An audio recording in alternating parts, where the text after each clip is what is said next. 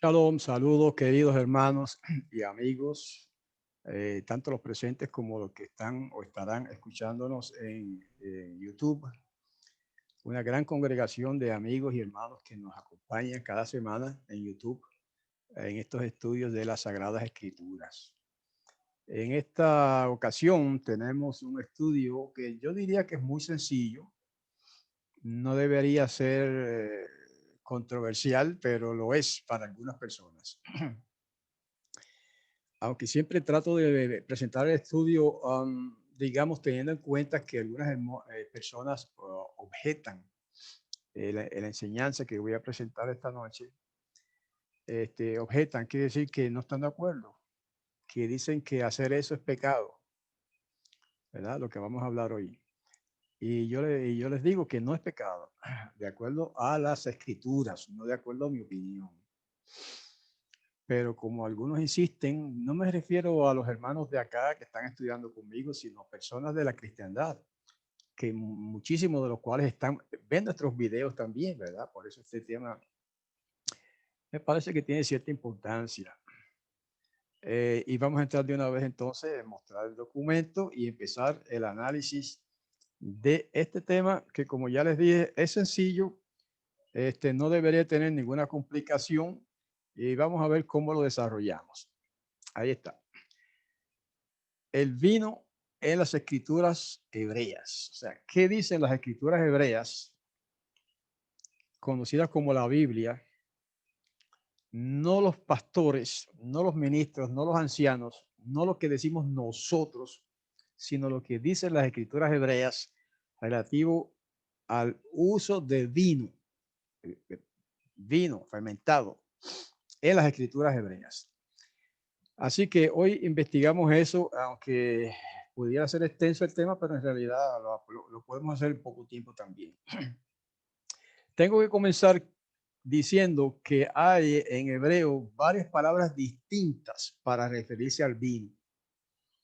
Y en griego también, en griego hay por lo menos dos. Vamos a empezar por el hebreo. Acá, en esta línea, la primera palabra que tengo es yayin.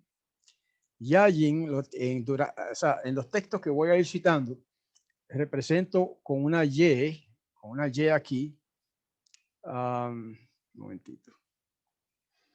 Déjame agarrar el puntero, a ver si lo encuentro. Bueno, represento con una Y en cada verso si la palabra que se usa ahí es yayin.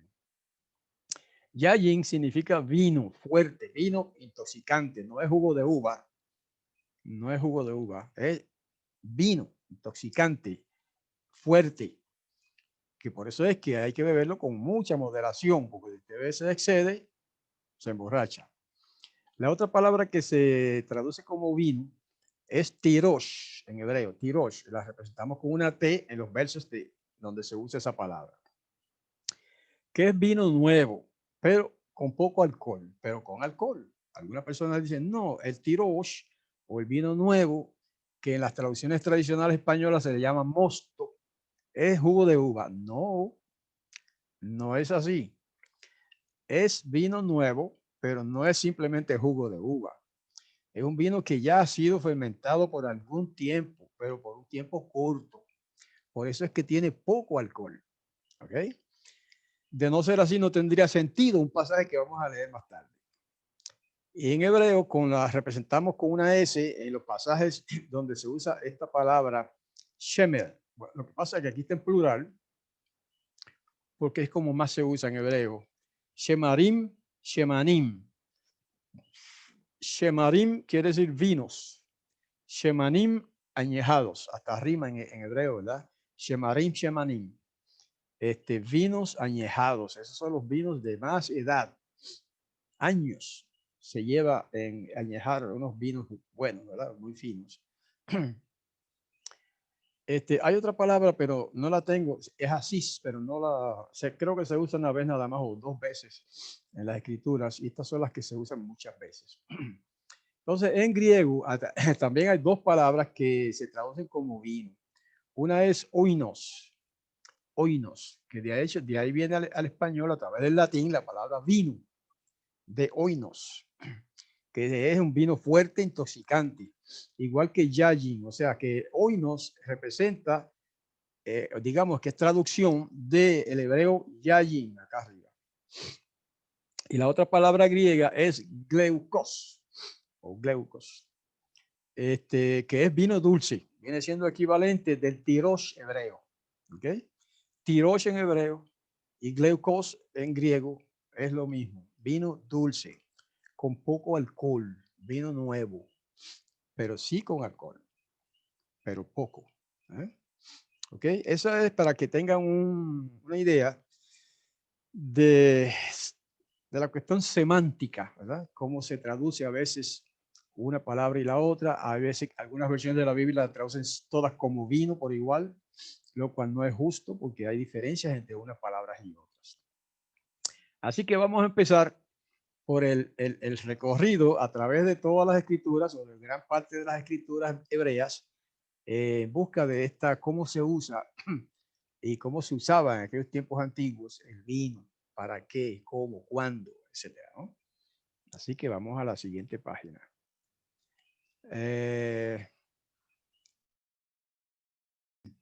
Punto 1. En Génesis 14, 18 al 19 se menciona que Melquisedec, que era un rey, le dio vino a Abraham. Ok, en este caso se usa la palabra yayin, por eso tengo una Y acá arriba, ¿ves? Un momentito, déjame buscar el puntero, aquí la mano, ahora sí. El rey Melquisedec de Salem sacó pan y vino.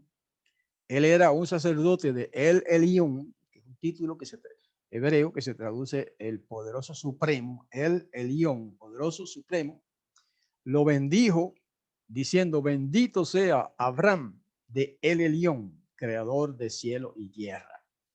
Así que este rey, Melquisedec, cuyo nombre significa rey de justicia, más o menos, que era rey de en un pueblito pagano que se llamaba Salem, porque más tarde vino a ser Jerusalén o Jerusalén, pero eso fue más tarde, en tiempos de David.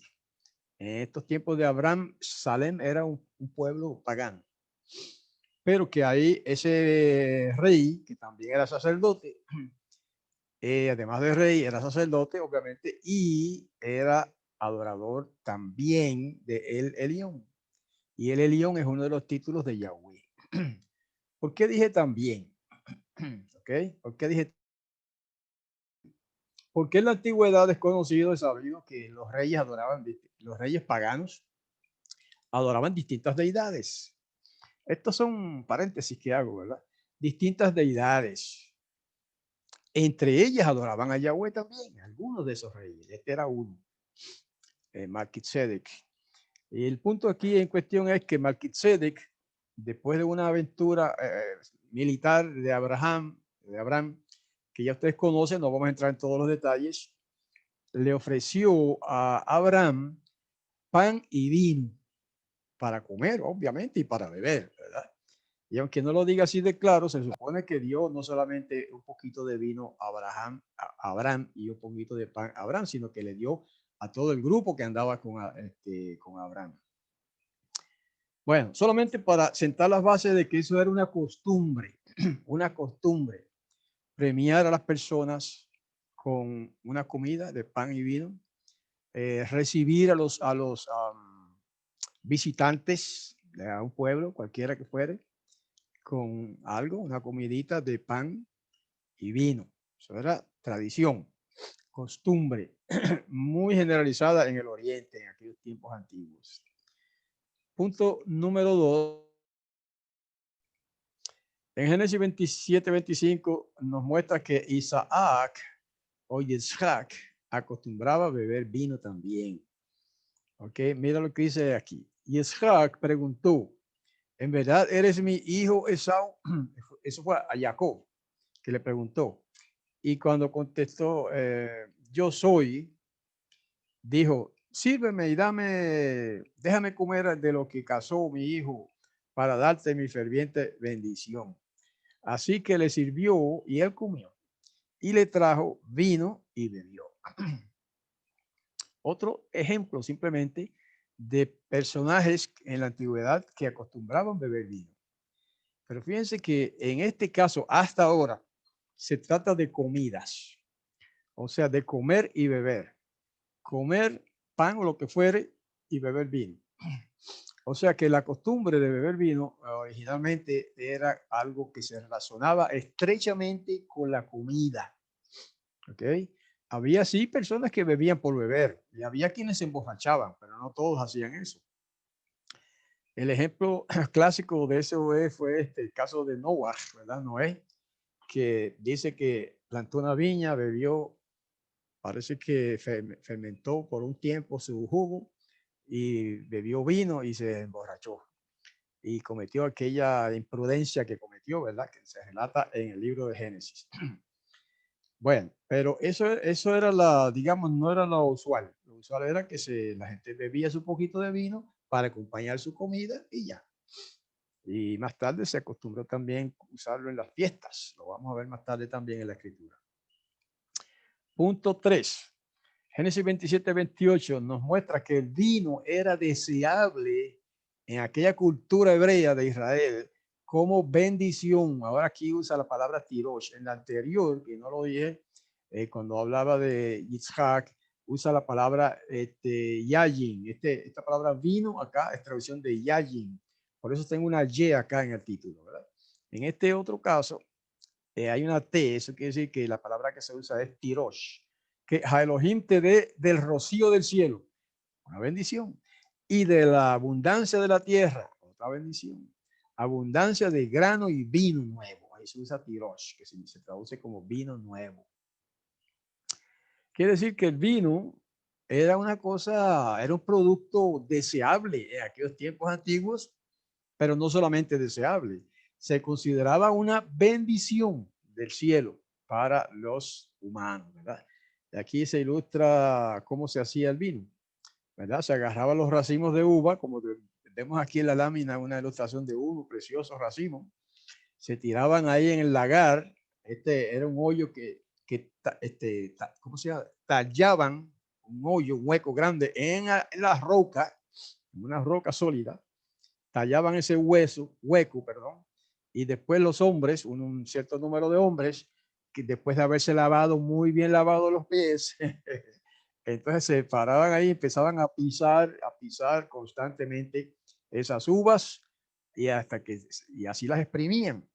Y entonces había una canalita que bajaba así y destilaba todo ese jugo de uva, lo recogían en odres o en algunas vasijas que después entonces las ponían a fermentar o a añejarse.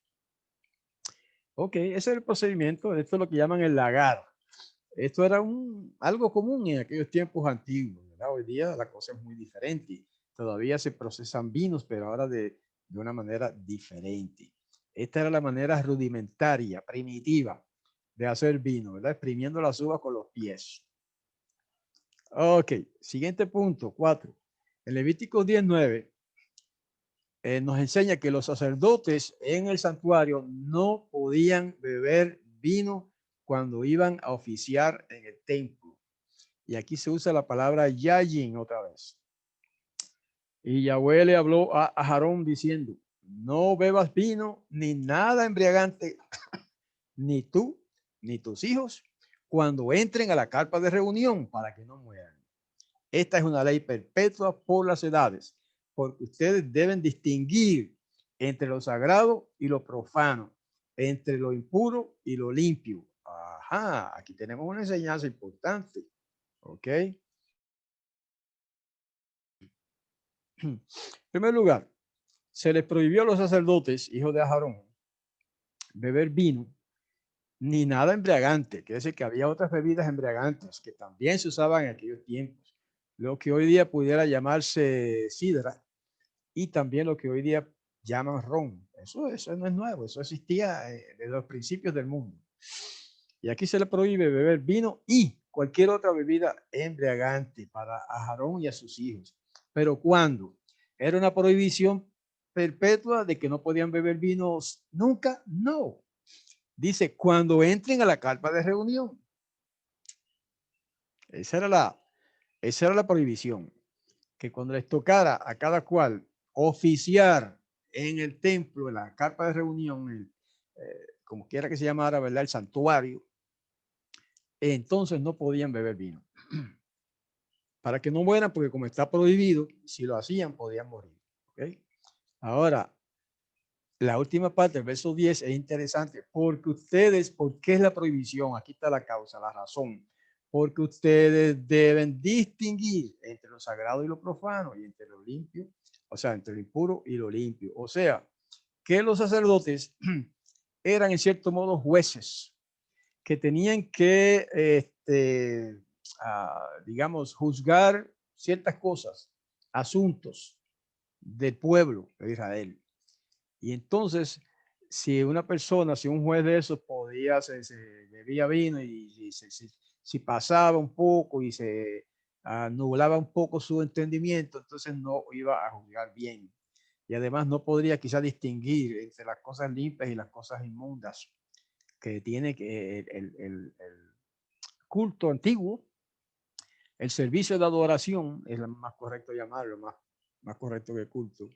El servicio de adoración tenía que ver en gran medida con distinguir entre lo limpio y lo impuro. Por ejemplo, animales limpios y animales impuros. ¿Ok? Animales puros o impuros, animales limpios o inmundos. Porque el sistema de adoración antigua tenía mucho que ver con animales, con sacrificios de animales. ¿Eh?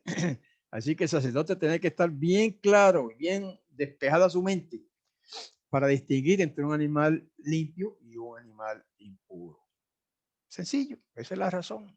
Y para eso se les prohíbe que beban vino cuando van a entrar al servicio del santuario. Punto siguiente. El número 6, 1 al 4 y 20 dice que los nazireos no podían beber vino ni comer uvas. ¿Qué es eso de los nazireos?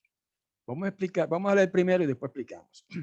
Yahweh le habló a Moshe y le dijo, habla a los israelitas y diles, si alguien, sea hombre o mujer, expresa explícitamente un voto de Nazir para apartarse para Yahweh, se abstendrá de vino y de cualquier otro embriagante. No beberá vinagre de vino ni de ningún otro embriagante, ni beberá nada en lo que se haya remojado uvas, ni comerá uvas, ni frescas ni secas. Durante su periodo como nazir, no puede comer nada que se obtenga de la vid, ni las semillas, ni la piel de las uvas. El sacerdote las elevará como ofrenda elevada delante de Yahweh. Y esto será una donación sagrada para el sacerdote, en adición al pecho de la ofrenda elevada y el muslo que se da como contribución. Después de eso, el nazir puede beber vino. Ahora vamos a entrar en más detalle respecto a qué es eso de nazir. Bueno, aquí nos da todos los detalles de lo que era un voto de naziriato, pero da algunos, ¿verdad? Un voto de nazir era un voto voluntario, nunca fue un voto obligatorio en Israel.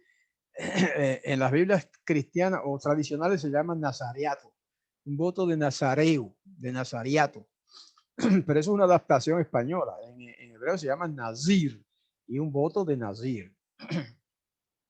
Era un voto que alguien hacía para apartarse para Yahweh por un periodo de tiempo limitado. No era un voto permanente. Solamente se menciona uno o dos casos en los que el voto de Nazir fue permanente. Uno de ellos fue para Johanán, el inversor, ¿verdad? Conocido como Juan el Bautista, porque fue por decreto divino que se le dijo que no bebería vino.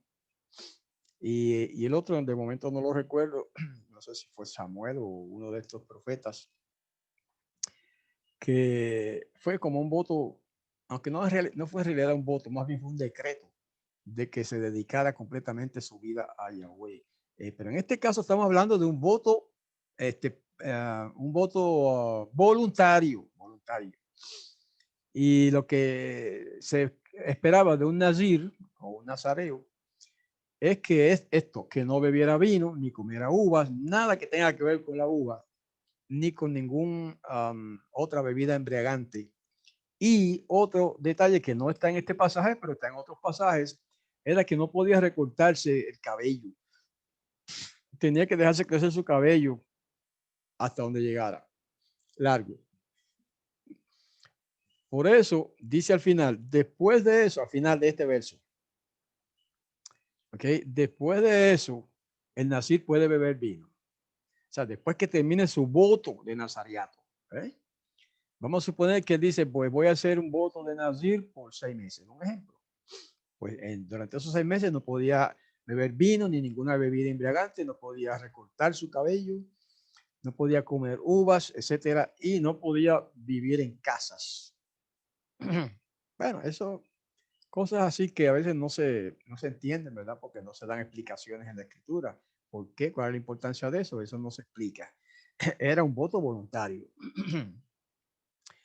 Y lo que nos atañe en este caso, más que la cuestión de dejarse crecer el cabello, es la cuestión de que no podía beber vino. Por eso Johanán, el inmersor, conocido como Juan el Bautista, nunca bebió vino. Ahorita vamos a leer un pasaje que habla de eso. Mientras que Yahoshua sí bebía vino. ¿Por qué menciono esto ahora, acabando de comenzar el tema? Para que, hermanos, para que tengan claro que Yahoshua no era un nazareo, porque hay una maestra por ahí que confunde las palabras y le han enseñado erróneamente a la gente que Yahoshua o Yeshua era un nazareo, no nazareno, que quiere decir habitante de Nazaret, sino un nazareo, que quiere decir que tiene un voto de nazariato. Eso es un error grave. Yahoshua no era nazareo, era nazareno, que es diferente, que quiere decir habitante de Nazaret. Nazareo es el que tiene el voto de Nazir. No habría esa confusión en el idioma español si se le hubiera traducido correctamente el término Nazir en vez de Nazareo. Porque en hebreo se le llama Nazir, no se le llama Nazareo. Nazareo es una adaptación al español. Bueno, por lo tanto, ¿cómo sabemos que Yahoshua no era nazareo? Fácil, ya lo mencioné, pero ahorita vamos a leerlo en el texto. Porque él bebía vino. Y los nazareos no pueden beber vino. Bueno, pero vamos adelante. Hay mucho más que decir. Punto 6. Deuteronomio 14, 23 y 26 nos habla de que se diezmaba, se pagaba diezmo del vino y se bebía también. Y aquí en este pasaje que vamos a leer se usan las dos palabras. Tirosh, donde está la T. No sé si puse la T en el pasaje, creo que sí. Y Yayin, donde está la Y. Ok, vamos a leer. Debes consumir los diezmos de tu grano nuevo y de tu vino. Aquí se usa tirosh, que es vino nuevo, y tu aceite, y de las primicias de tus manadas y rebaños en presencia de Yahweh tu Elohim, en el lugar donde él escoja establecer su nombre, para que aprendas a reverenciar a Yahweh tu Elohim siempre. Me detengo aquí para un paréntesis que no tiene que ver con el tema, pero es interesante darse cuenta de que aquí está diciendo que el diezmador, ya que se dice así, podía comer de sus propios diezmos. Mira, aquí lo dice, debes consumir, comer los diezmos de tu grano nuevo, etcétera, etcétera, y tu aceite, las primicias, etcétera, etcétera, en presencia de Yahweh tu Elohim, o sea, en el santuario.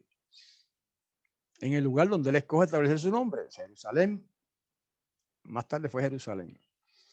Dice, si la distancia es muy grande para ti y no puedes transportarlos, todos esos animales y esos productos agrícolas, porque el lugar que Yahweh tu Elohim ha escogido para establecer su nombre te queda lejos, y porque Yahweh tu Elohim te ha bendecido, o sea que tienes mucho diezmo, puedes convertirlos en dinero.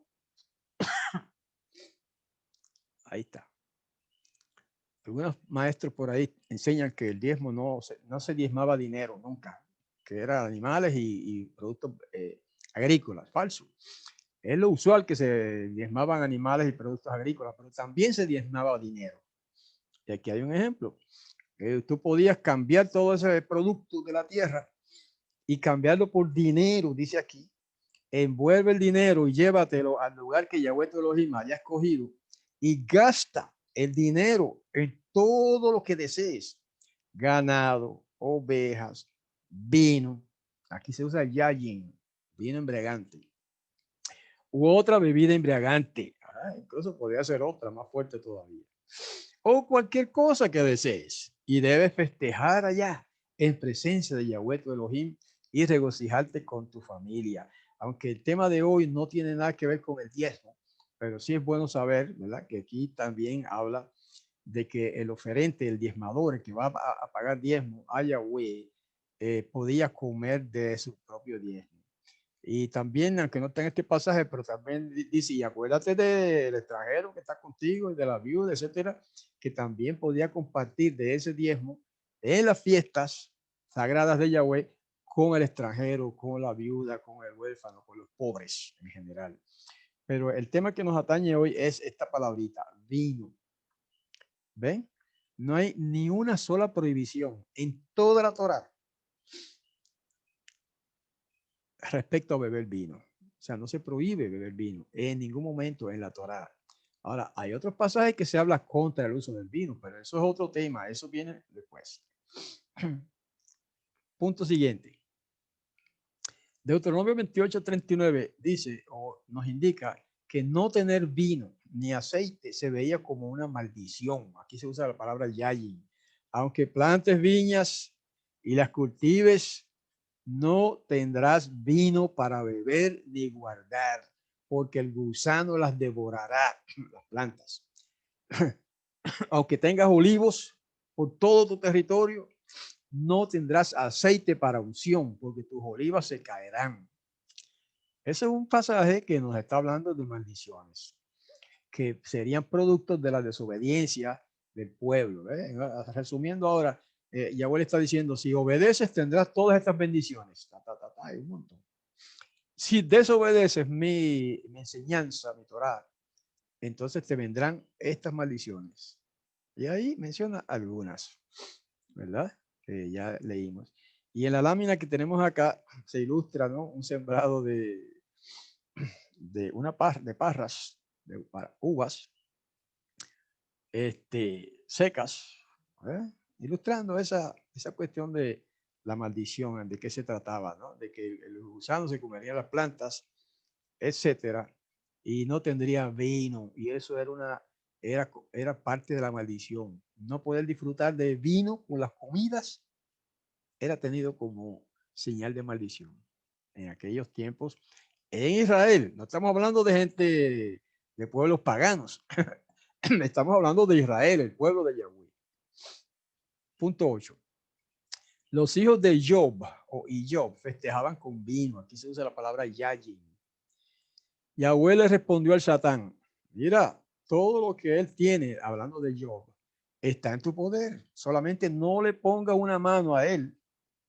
El Satán salió de la presencia de Yahweh. Ya. Un día, cuando sus hijos de Job e hijas estaban comiendo y bebiendo vino en la casa de su hermano mayor, llegó un mensajero donde Job y dijo, los bueyes estaban arando y las asnas estaban pastando junto a ellos cuando los sabitas los atacaron y se los llevaron y pasaron a los muchachos a espada, solamente yo escapé para decírtelo. O sea que este mensajero vino a traer noticias de una desgracia. Esa desgracia no tiene nada que ver con lo que ellos estaban haciendo, simplemente que tiene que ver con una prueba que le puso el Satán a Job y le hizo que perdiera a sus hijos en esa desgracia para probar su fe y su lealtad a Yahweh. Eso no tiene nada que ver con lo que ellos estaban haciendo. Ellos estaban comiendo y bebiendo, disfrutando de la vida en su casa, en la casa del hijo mayor. Lo que muestra que no había ningún problema, ninguna prohibición, ninguna restricción relativa a beber vino para el pueblo de Israel. Y usted me dirá, pero esto no es en Israel. ¿Job era israelita?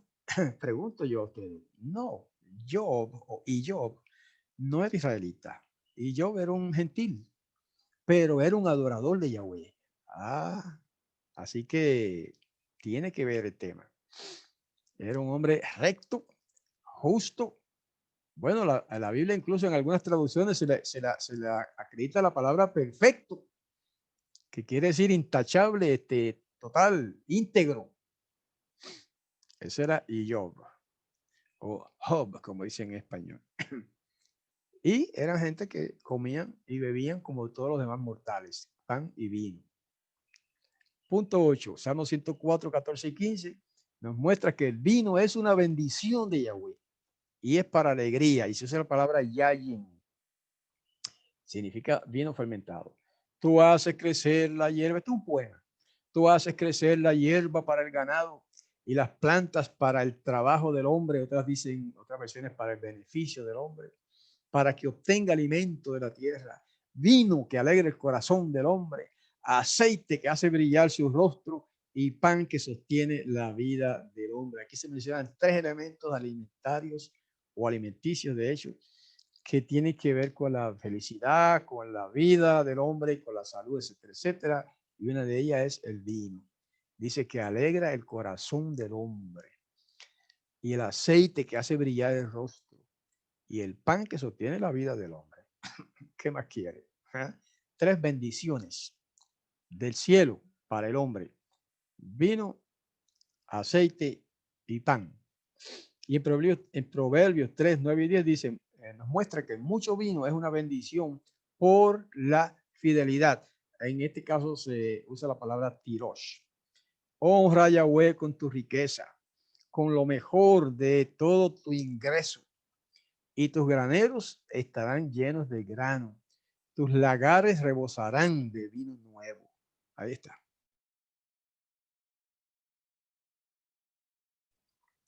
Lagares, como explicamos al principio, ¿verdad? Es el hueco aquel que tallaban en una roca grande, sólida, donde echaban las uvas y las pisaban y así sacaban el vino nuevo, que lo echaban en botellas o en, no sé, en cueros y los ponían a fermentar por mucho tiempo. Y lo usaban para fiestas y lo usaban para comidas y lo usaban para el viaje. Creo que por ahí tenemos un pasaje que nos habla de esto. Se acostumbraba mucho los viajes llevar una botija de vino, llena de vino. Ok, vamos al punto 11. Eclesiastés 9:7 nos muestra que el justo disfruta de vino en tranquilidad y se usa la palabra yayin. Anda, dice, come tu pan con gozo y bebe tu vino con alegre corazón, porque tus obras ya son aceptables a Elohim. Fíjense que ese consejo del sabio Shelomo no se lo está dando a los impíos, ni a los borrachos, ni a los paganos, está dando ese consejo a los israelitas, a los hebreos, a los siervos y adoradores de Yahweh. Y le dice eso, anda, come tu pan y bebe tu vino. ¿Por qué? Porque tus obras ya son aceptables a Elohim. O sea que es interesante el dato de que un hombre, una persona, una mujer también puede ser, que es aceptable para Yahweh, cuyas obras son aceptables para Yahweh, tiene no solamente el permiso, sino la invitación a beber, disfrutar un poco de vino, y claro, y comer. Siempre, fíjense que siempre se relaciona el beber vino con la comida. O sea que la costumbre de beber por beber y emborracharse, eso sí es una práctica pagana y pecaminosa. Fíjense, eso no es parte en sí del tema, pero sí, el beber de más es lo que causa pecado o lleva a uno al pecado. El beber de más al punto de emborracharse, eso está claro que eso es pecado. Los borrachos no entrarán al reino, lo digo clarito el apóstol Pablo. Pero eso no, eso está hablando del borracho, está hablando del exagerado, del que bebe en exceso. Aquí está hablando de beber vino moderadamente con la comida. Y en otros casos en fiesta también. Bueno, Eclesiastés 10:19 dice, la comida, pues nos muestra que la comida y el vino son la alegría del hombre. Y se usa la palabra yayin. El alimento se prepara para disfrutarlo. El vino alegra la vida. Y el dinero preocupa a todos. Qué trío. que trigo. ¿Ah? El alimento se prepara para disfrutarlo, obvio. Un buen plato de algo que le guste a usted. Comer es un disfrute grande. El vino alegra la vida. Ven que no se trata de jugo de uva, como algunos, digamos, algunos cristianos dicen, no, eso de lo que quiere decir es jugo de uva. No, el jugo de uva no tiene nada que ver con alegrar la vida. Sí es un alimento, pero no es algo que alegra especialmente la vida. El vino sí. Y eso no hay que explicárselo a nadie. Entonces, cualquiera sabe que una copita de vino o dos copitas de vino moderadamente alegra en el corazón, alegra la mente, alegra a la persona. De eso de lo que se trata. Y luego dice, y el dinero preocupa a todos, otra gran verdad. El dinero es una, no todos, pero es una gran preocupación para algunas personas. Bueno, por lo menos cómo conseguir dinero para comer y vestir y pagar la casa es una preocupación de la mayoría de las personas, eso sí. Pero no necesariamente. Con preocuparse uno no resuelve nada, ¿verdad? Para conseguir dinero hay que ocuparse, no preocuparse. Con preocuparse no resuelves nada. Con ocuparte sí puedes resolver muchas cosas. Punto 13. Isaías 25:6 nos muestra esto bien interesante, que en el banquete mesiánico, cuando venga el Mashiach, habrá vinos en ese banquete, y ahí usa la palabra shemer, perdón, shemer. Yahweh de los ejércitos dice, hará sobre este monte, hablando de Jerusalén, para todos los pueblos un banquete de manjares, un banquete de vinos añejos, ahí lo dice claro, de manjares suculentos, sazonados con tuétano, de vinos añejos bien refinados. ¿Ven el punto, hermanos? Y no está hablando de una fiestecita por ahí. Está hablando de un banquete que se va a realizar cuando venga el Mashiach para inaugurar el reino mesiánico sobre la tierra con un banquete para todas las naciones. Y dice que habrá vinos añejos, manjares suculentos, vinos añejados o añejos bien refinados, como el Manichewitz, que es un ejemplo, ¿verdad? Está hablando ahora de cosas más modernas, ¿no? El vino judío más conocido, creo yo, es uno que marca Manichewitz, o Manichewitz, que se usa incluso para Pascua, para celebrar Pesaj.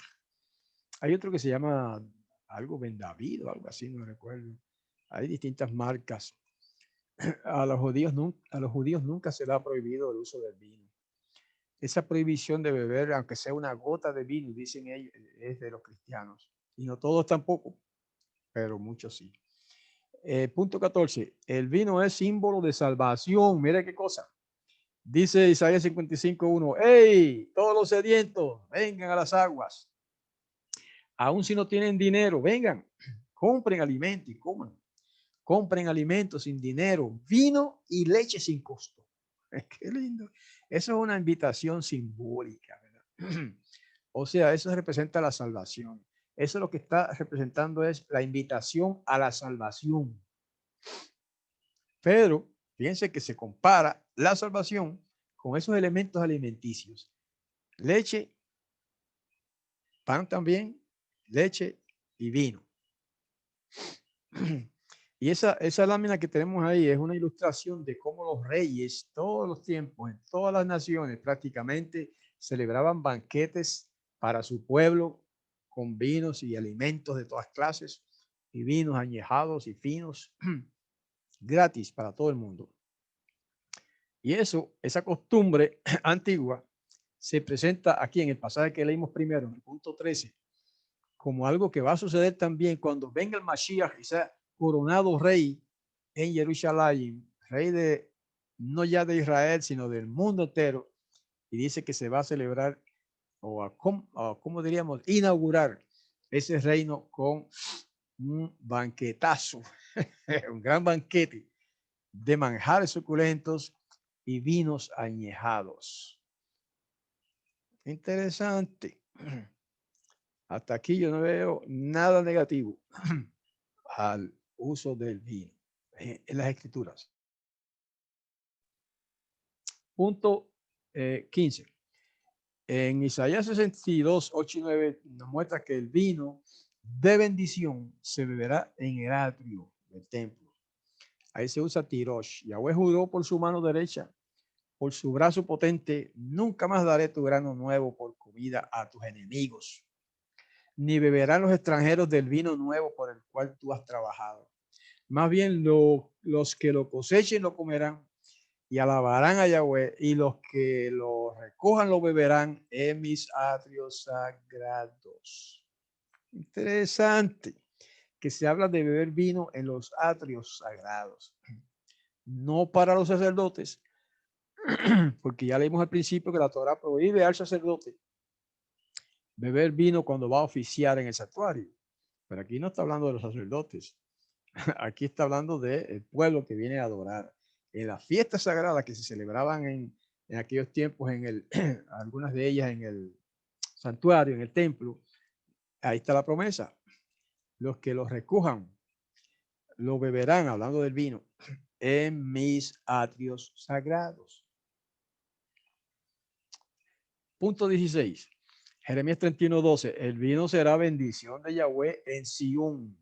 Otra vez la palabra tirosh. Porque Yahweh rescatará a Jacob, los redimirá de uno muy fuerte para él. Vendrán y cantarán en la cumbre de Sión, radiantes por la bondad de Yahweh.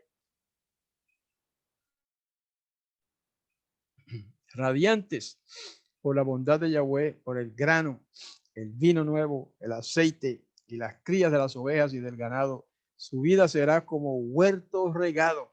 Nunca más volverán a languidecer. Esa es una bendición prometida de parte de Todopoderoso Yahweh para su pueblo Israel. Y entre todas esas muchos detalles que menciona como ejemplos de bendiciones, menciona el vino también, vino nuevo, tirosh, que como ya explicamos al principio, el hecho de que fuera vino nuevo no quiere decir que no tenía alcohol. Claro que sí tenía alcohol, pero poco, porque vino nuevo tiene poco alcohol. Vino añejado pues tiene más alcohol. Punto 17. Jeremías 35:6 nos muestra que los recabitas no bebían vino debido a un voto familiar. Vamos a leer esto y a explicar algo. Puse delante de los miembros de la familia de los recabitas tazones llenos de vino. Eso dice el profeta, y vasos. Y les dije, beban vino. Pero ellos dijeron, no beberemos vino, porque nuestro ancestro Jonadab, hijo de Rechab, nos mandó, no beberán vino jamás, ni ustedes, ni sus hijos. Ahí está. Vamos a leer el otro, verso 8. Y nosotros, dice, hemos obedecido a nuestro ancestro Jonadab, hijo de Rechab, en todas las cosas que nos mandó. Nunca bebemos vino, ni nosotros, ni nuestras esposas, ni nuestros hijos, ni nuestras hijas. Hay algunos cristianos que han hecho algo semejante. Y está bien. No hay nada, no hay ningún problema con eso. El único problema o la única diferencia entre esto y lo que menciono que hacen algunos cristianos es que en esas iglesias donde se prohíbe beber vino, beber cerveza, beber cualquier tipo de licor, se está prohibido. Al punto de que si un miembro lo hace, pues, ¿cómo se dice? Incluso lo pueden expulsar de la iglesia. En este caso, ¿cuál es la diferencia? Todos los que han leído esto se han dado cuenta de la diferencia. Que esta gente, los recabitas, se le llamaba recabitas a los descendientes de Rechab o Recab. ¿Okay? Recab tuvo un hijo que se llamaba Jonadab, y de todos los descendientes de ese hombre son los recabitas. Eran parte de Israel. Era una familia de Israel. Una de muchas miles de familias en Israel eran los recabitas. Esos eran los abstemios de aquel tiempo. ¿Y por qué se abstenían de beber vino? ¿Porque lo prohíbe la Torá? No. Ellos dijeron, ¿por qué? Porque nuestro ancestro Jonadab, hijo de Rechab, nos mandó, no beberán vino jamás ustedes ni sus hijos. ¿Ya? Sencillo. Se abstenían de beber vino porque su jefe, digamos, familiar de la tribu, prohibió que eso, que bebieran vino. ¿Hay algo malo en la prohibición? No, tampoco hay algo malo en la prohibición. Hay iglesias cristianas que prohíben terminantemente a sus miembros beber vino o beber lo que sea, ninguna bebida alcohólica. ¿Es malo esa prohibición? No, no es malo. Pero se supone que uno lo acepte voluntariamente.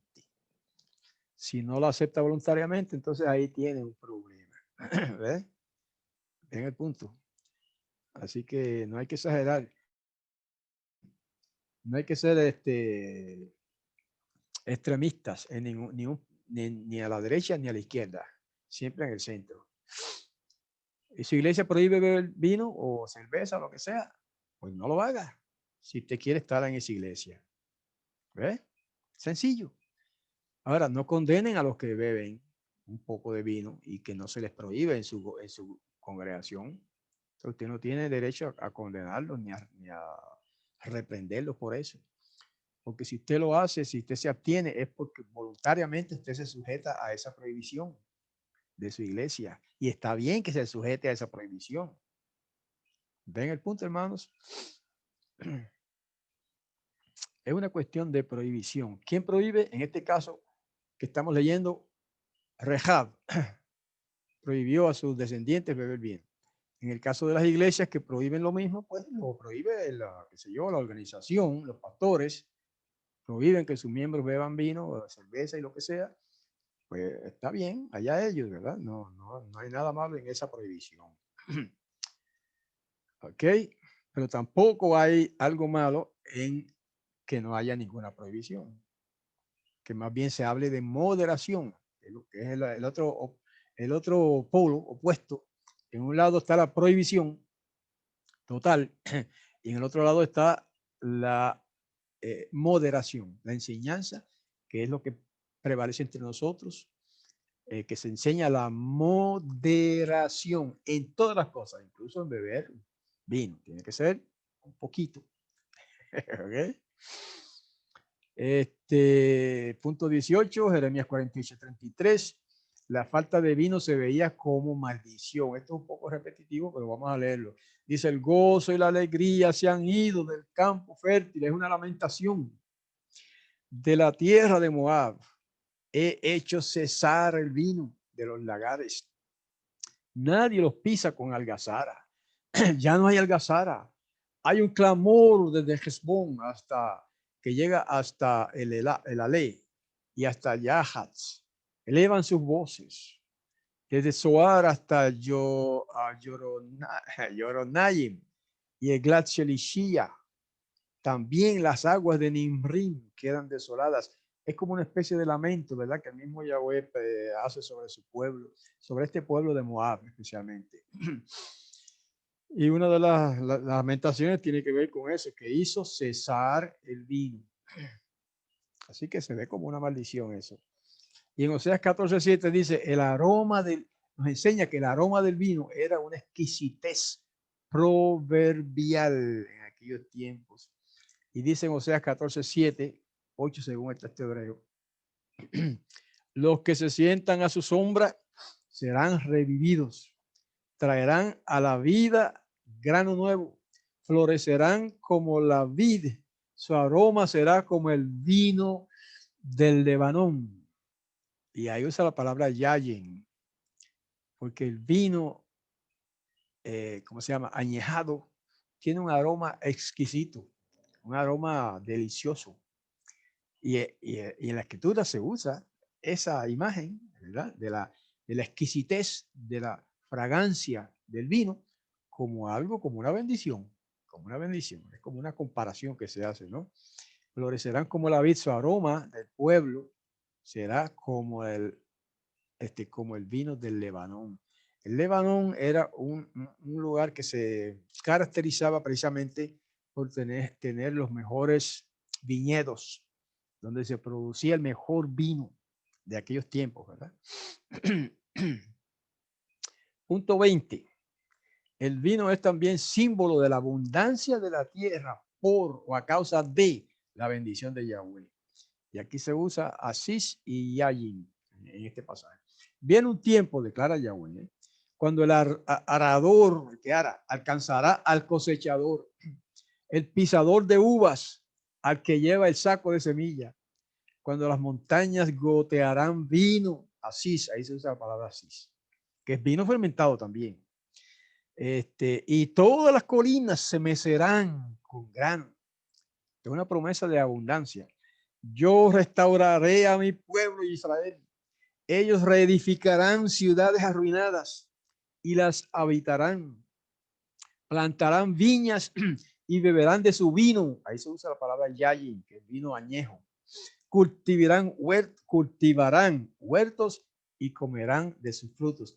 Mire cómo en la Sagrada Escritura se presenta todo esto que acabamos de leer como signos de bendiciones de Yahweh, signos de bendiciones, como cosas que son bendiciones para su pueblo.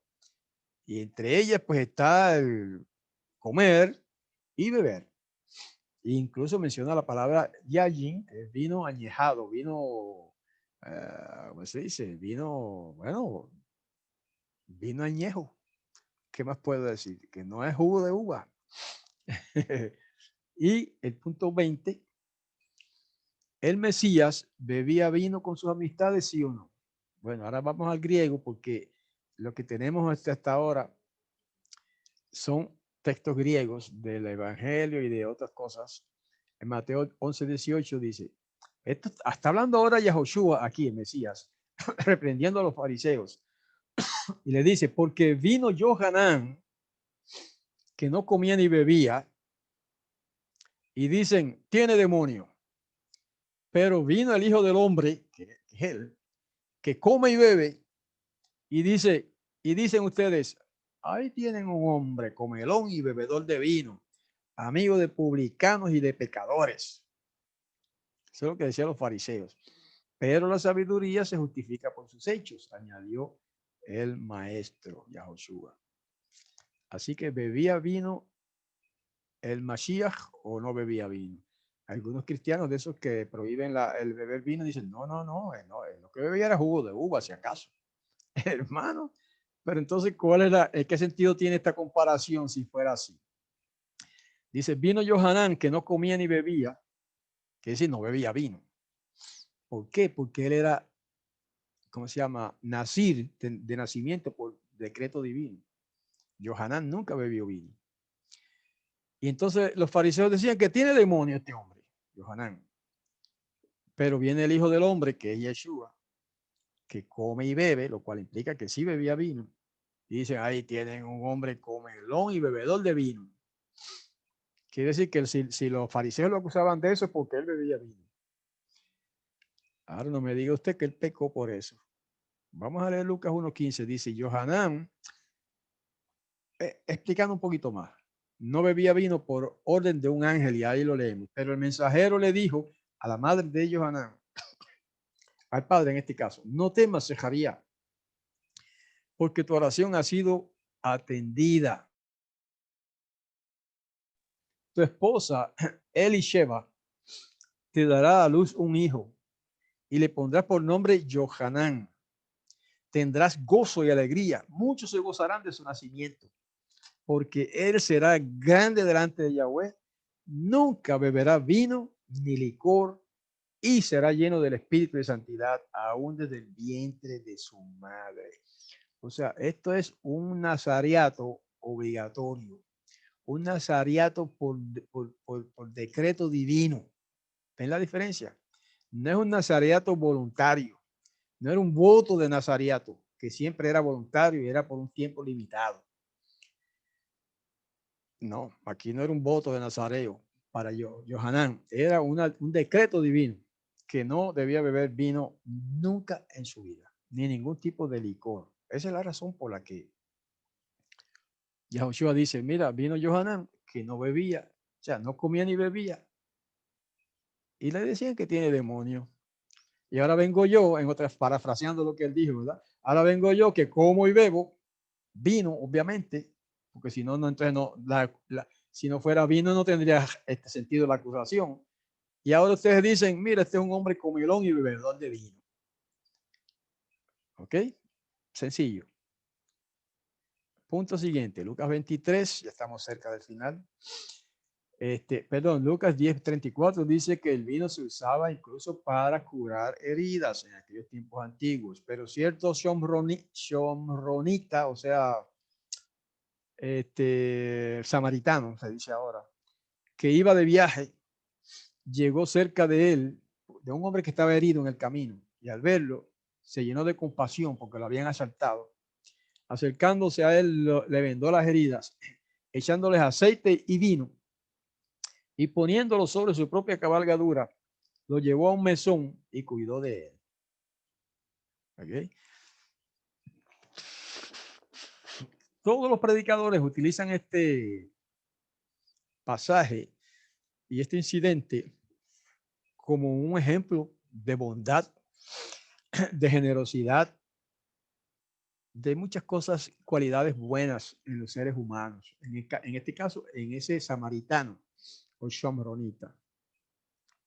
Y todos alaban, elogian al samaritano por lo que hizo, que agarró a ese hombre a quien habían asaltado y habían golpeado y le vendó sus heridas y la echó, porque era costumbre curar o limpiar las heridas con vino y aceite.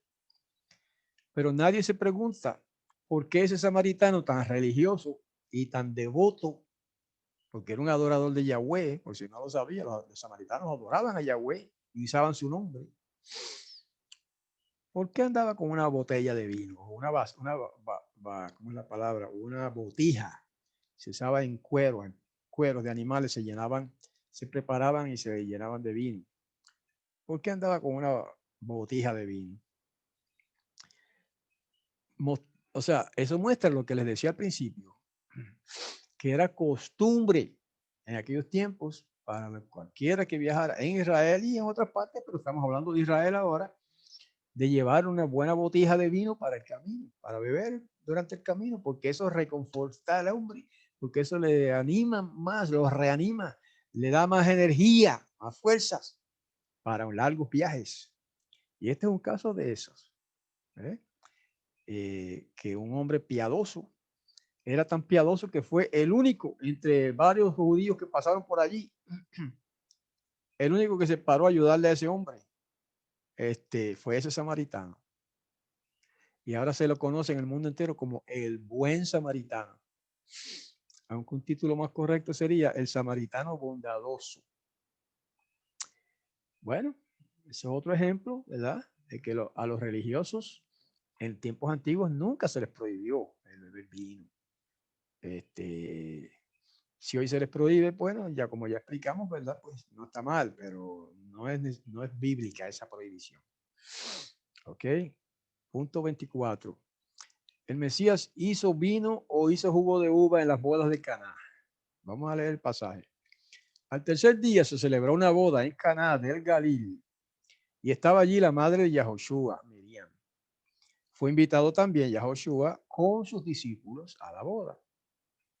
Y cuando se acabó el vino, aquí usa la palabra griega oinos, que es de donde viene la palabra vino, española vino. Se acabó el vino, no era jugo de uva, era vino. La madre de Yahoshua le dijo, ya no tienen vino. Y Yahoshua le dijo, ¿qué tenemos que ver tú y yo con eso, mujer?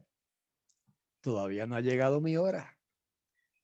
En otras palabras, él sabía que ella le estaba pidiendo un milagro o que hiciera algo para remediar la situación, porque era una vergüenza que en una boda se acabara el vino. Y él dijo, pero es que no ha llegado mi hora. Pero llegó su hora ahí, porque dice, su madre le dijo a los que servían, hagan todo lo que él les diga. Y había allí 6 tinajas 6 tinajas de piedra para agua, para la purificación, de acuerdo con los ritos de los yahuditas. Vamos a detenernos ahí para aclarar que una tinaja no es lo mismo que un cántaro. En una tinaja cabían una serie de cántaros, yo no recuerdo los detalles ahora, pero una tinaja podía ser así de grande o quizás hasta tan grande como yo o un poco menos, pero ahí cabían varios cántaros de agua. Y eso se acostumbraba a tener en las casas varias tinajas para la purificación, eso era para lavarse, para bañarse, que se traía esa agua de los manantiales. De eso es que está hablando ahí. 6 tinajas de piedra para agua. Quiere decir que lo que pasó aquí no fue poca cosa, fue grande. En cada una de ellas, mira aquí lo dice, 2 o 3 cántaros. Ahí está. Y el cántaro era una vasija bastante grande, ¿verdad? Pero no tan grande como la tinaja. Entonces, pues cabían, aquí lo dice, 2 o 3 cántaros en cada tinaja. Y había 6 tinajas. Ya Josué les dijo, llenen de agua las tinajas. Y las llenaron hasta el borde, arriba. Luego les dijo, saquen ahora y llévenle al encargado de la fiesta. Fíjense qué poco hablaba el maestro. Él no se puso con fanfarria. Ahora voy a hacer un milagro y voy a convertir esa agua en vino. Nada de eso. Con toda humildad, él simplemente dijo, llenen las tinajas de agua. Las llenaron. Saquen un poquito de eso y llévenselo al jefe de la fiesta. Se lo llevaron y cuando el encargado de la fiesta probó el agua ya hecha vino, sin saber de dónde provenía, aunque los sirvientes que habían sacado el agua sí lo sabían, llamó al novio, ven acá, y le dijo, todo el mundo sirve primero el buen vino y cuando ya han tomado bastante, o sea que ya la gente está medio mareadita, entonces sacan el inferior. Pero tú has guardado el buen vino hasta ahora. Eso fue un elogio grande para el novio. Porque esa es la costumbre. Se servía vino bueno, el bueno primero, el bien añejado. Y cuando ya la gente estaba tocadita, porque a veces se pasaban y bebían un poco de más y estaban bien alegres, entonces le servían vino inferior. Inferior. Pero, ¿qué fue lo que hizo Yahoshua en ese milagro? ¿Vino inferior o vino superior? Ese es el punto. Lo que dice el maestro de la fiesta es que el vino que hizo Yahoshua, que convirtió el agua en vino, era vino superior. Y se usa la palabra en griego oinos. Oinos. Puede que se pronunciara winos. De ahí viene la palabra vino. Y era vino, no era jugo de uva.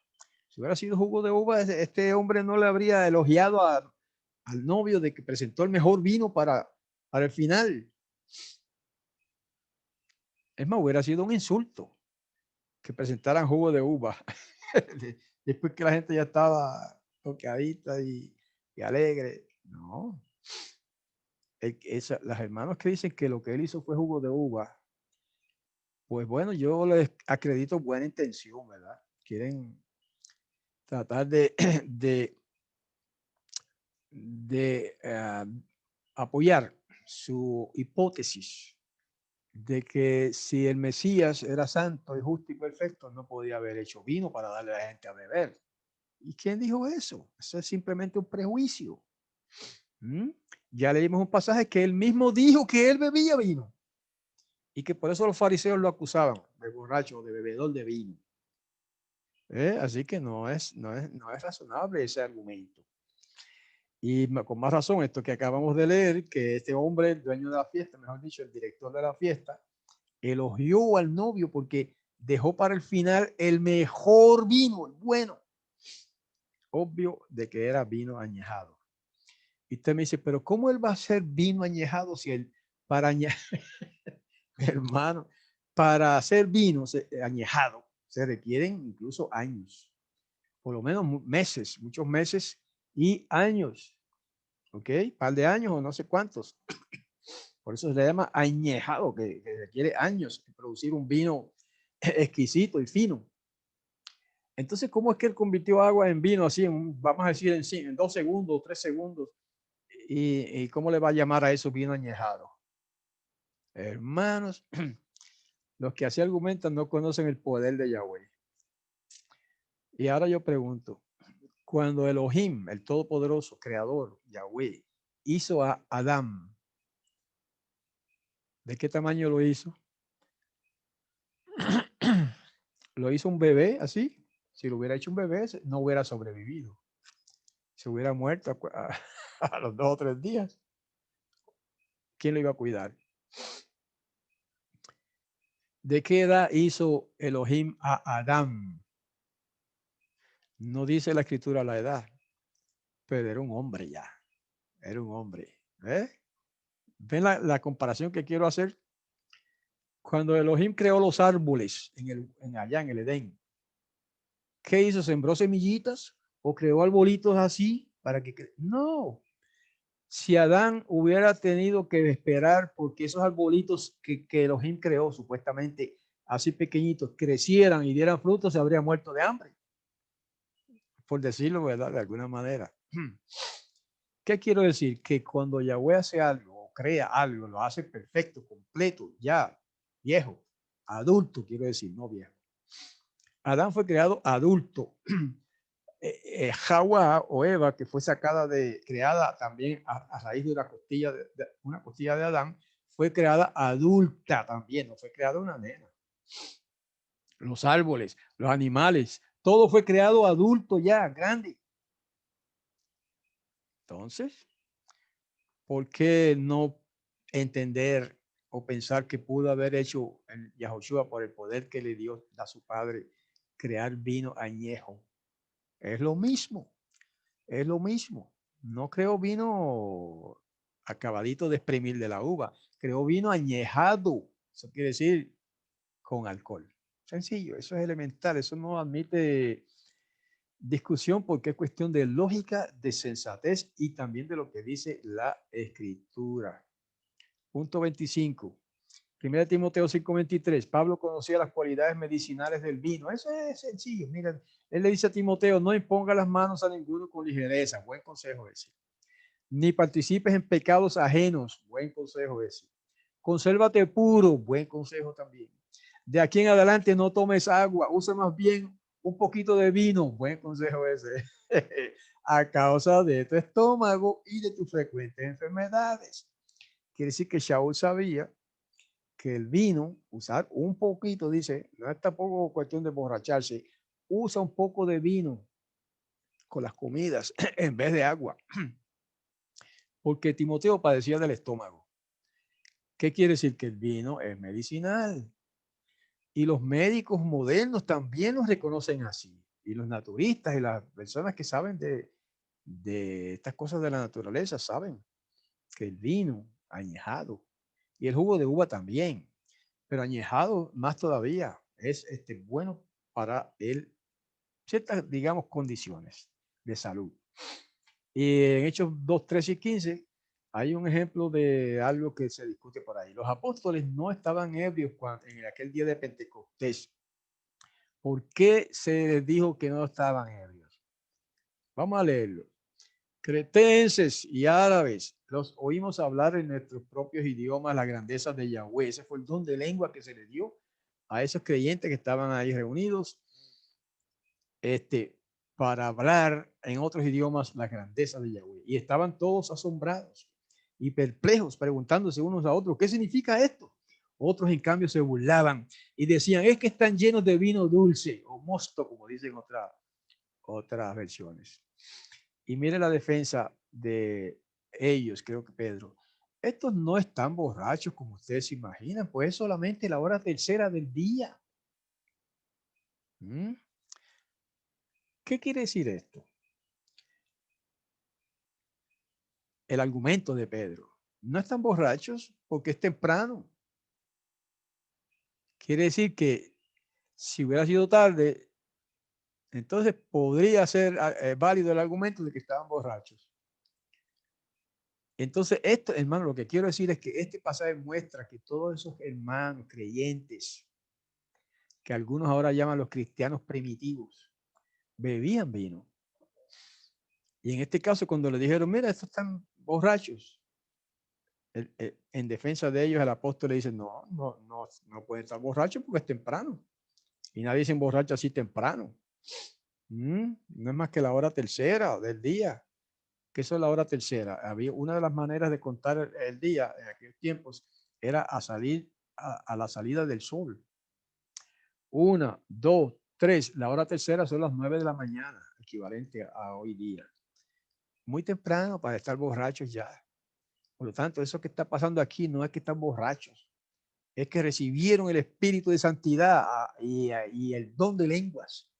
No lo dice así de claro, pero más abajo habla de eso. ¿Sí? ¿Okay? Punto 27. Perdón. Los ancianos y ancianas pueden beber vino, pero no como hábito. Eso lo dice el apóstol Shaul, Pablo. Le dice a Tito, pero habla tú lo que está de acuerdo con la sana enseñanza. Que los hombres mayores, o sea, los ancianos, sean sobrios, serios y prudentes, sanos en la fe, en el amor y en la perseverancia. Asimismo, que las mujeres mayores sean reverentes en, ahí hay un errorcito de escritura, en su conducta, no calumniadoras ni esclavas de mucho vino, maestras de lo bueno.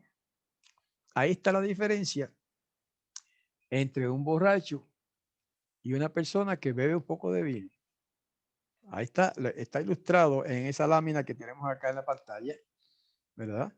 El hombre que está así como acostado sobre la mesa, con un vaso de licor, está como durmiendo porque está borracho.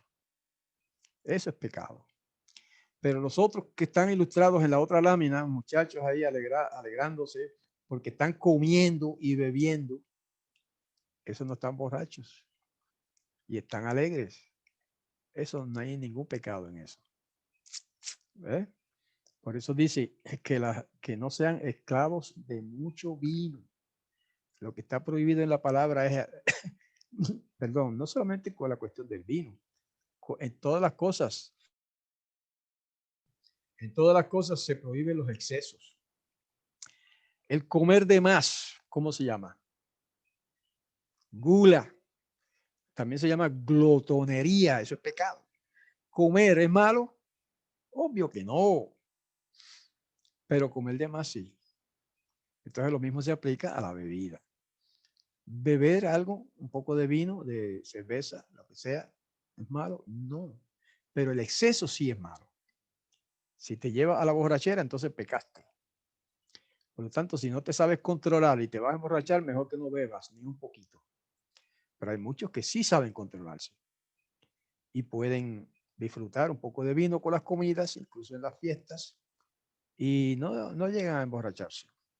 ¿Eh? Sencillo, hermanos. No hay que ir a los extremos en estas cosas ni en ninguna otra cosa.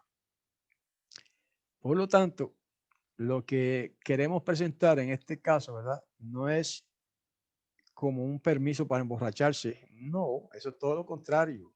Es una enseñanza de moderación en todas las cosas, pero que no se necesariamente hay que prohibir el vino o la bebida que es favorita, ¿verdad? De la persona. Se usa generalmente vino porque el vino es medicinal. Hay otras bebidas alcohólicas que no son medicinales.